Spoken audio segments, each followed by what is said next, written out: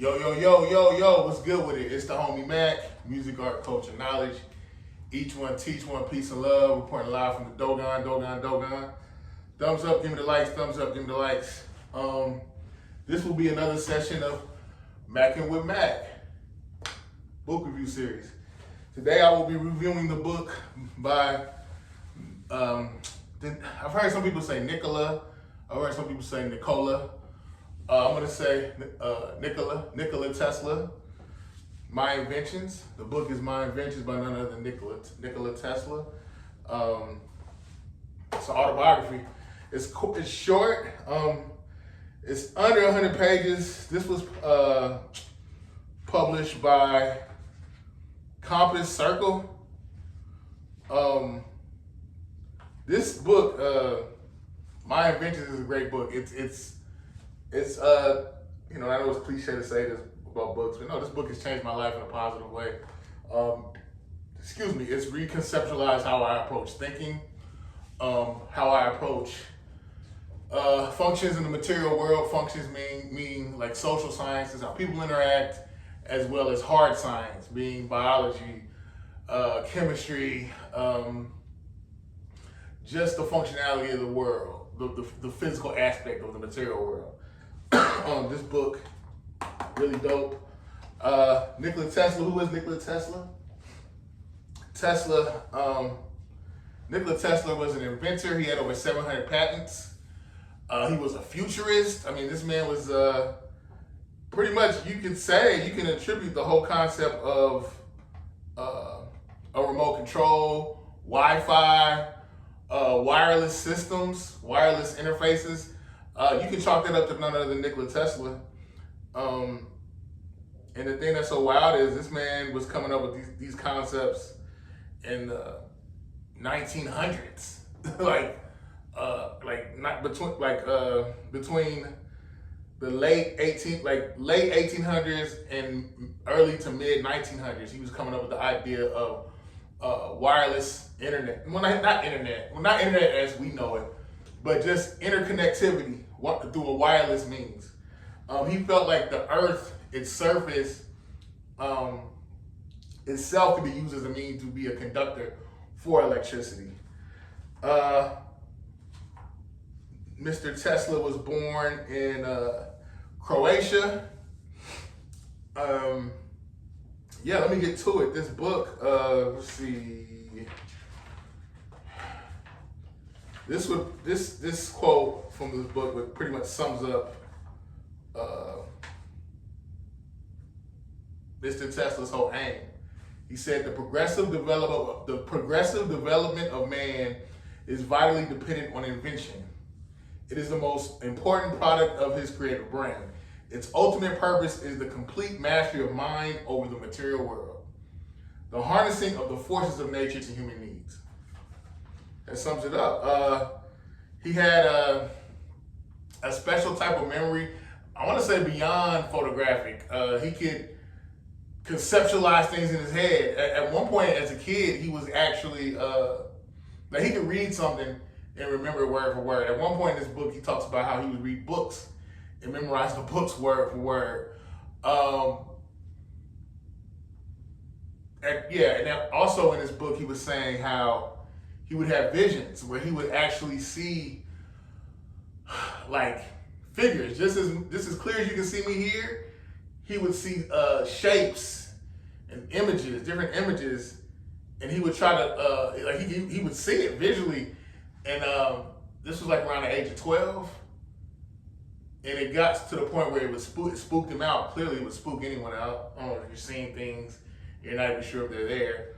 But he came up with exercises that alleviated those images. Let's get to it. I'll quote from the book. I was about 12 years old when I first succeeded in banishing an image from my vision by willful effort. But I never had any control over the flashes of light to which I have referred. You would also see light They usually occurred when I found myself in a dangerous or distressing situation, or when I was greatly exhilarated. In some instances, I have seen all the air around me filled with tongues of living flame. Whoa. Yeah, dude. Nikola Tesla. Oh, and another thing I want to say, Tesla Motors. The company Tesla Motors was incorporated in July of 2003 by Martin Eberhard and Mark Taperning. Elon Musk joined as the company's largest shareholder in 2008. He was named CEO. Tesla Motors was named after Nikola Tesla, if you didn't know that. They're paying homage to him. Nikola Tesla, he created, well, before I go there, he did a lot of work in America. He actually was an understudy of Thomas Edison, kind of like not like an, he worked in a lab with Thomas Edison. I don't want to say he was an intern, but he was under, Thomas Edison was like his senior in the lab. And he was his under, he studied, not studied, but he worked underneath Thomas Edison. And to a certain extent, some of the stuff I heard him say about Edison in his book, it made me question whether or not, at one point, I think Edison had said Tesla, that man is damn good. He's damn good. And I'm wondering if there was like a little bit of jealousy behind that. And then further on, you learn that Thomas Edison came up with this concept of, what was it? Direct current. Current meaning the way that electricity would travel to power our homes and factories. And Nikola Tesla came up with the concept of alternating current. Alternating current is what we use today. It is the most effective means of electric transference. We use it in your home, factories, jobs, all that. Alternating current was the idea of Nikola Tesla. Edison was funded by J.P. Morgan with the direct current, but direct current was costly and it faded out. Nikola Tesla started his own company alongside entrepreneur George Westinghouse Jr. And actually, interestingly enough, J.P. Morgan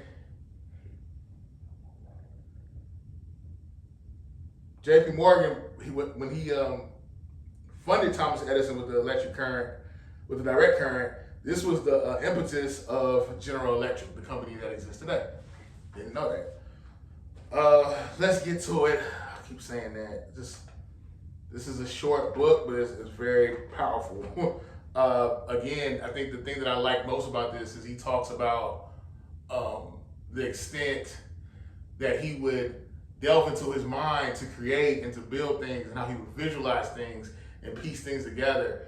And I think visualization is key. Another thing about Tesla, he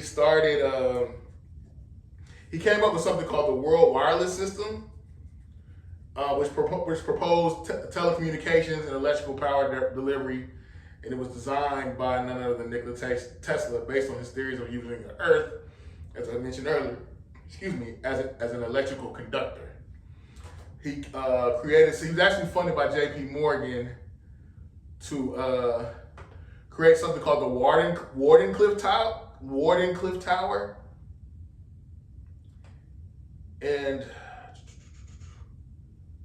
it was located in Long Island, New York. It was an effective means of electrical transfer. And pretty much, from my understanding and what I've heard other people say, the towers were destroyed. I heard some people say it was like a government interference, but in this book, he clears it up and says, no, it was no fault of the government. The tower, I guess through inclement weather, was just destroyed. But I also heard that it wasn't necessarily inclement weather, that Tesla, that it was actually destroyed at the behest of J.P. Morgan himself, because he found out that Tesla was trying to provide free energy, power, electricity to the public. And in a capitalist infrastructure, that's no bueno. What else? He also came up with something called the death beam. And it was a means, it was a weapon. It was a weapon. I guess you could say of mass destruction. It was very deleterious in nature. It was harmful, destructive. But he wanted to use it as a means of sustaining peace. Like I'll quote from the book, peace can only come as a natural consequence of universal enlightenment and merging of races, and we are still far from this blissful realization. So it's more or less like his mindset was sometimes you have to pick up the gun to put the gun down. I mean that metaphorically, meaning you may not want to be violent, but until people reach this higher consciousness of just how all interconnected life is, you may have to protect yourself. It is what it is. I want to read some more. I am filled with conviction that the interests of humanity would be the best served if the U.S. remained true to its traditions and kept out of entangling alliances situated as it is, geographically remote from the theaters of impending conflicts without incentive to territorial aggrandizement, with inexhaustible resources and immense population thoroughly imbued with the spirit of liberty and right. This country is placed in a unique, privileged position. Yeah, so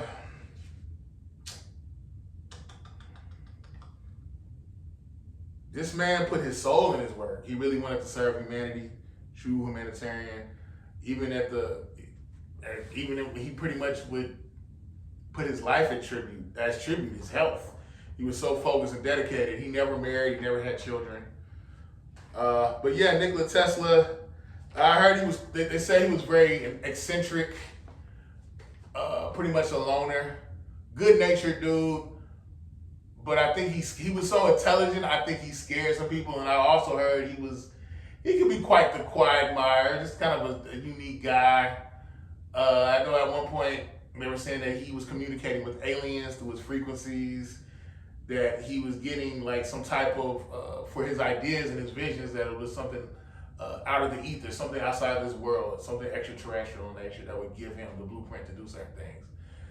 He kind of alluded to that, not in his book, but just in different things that I've read that he said.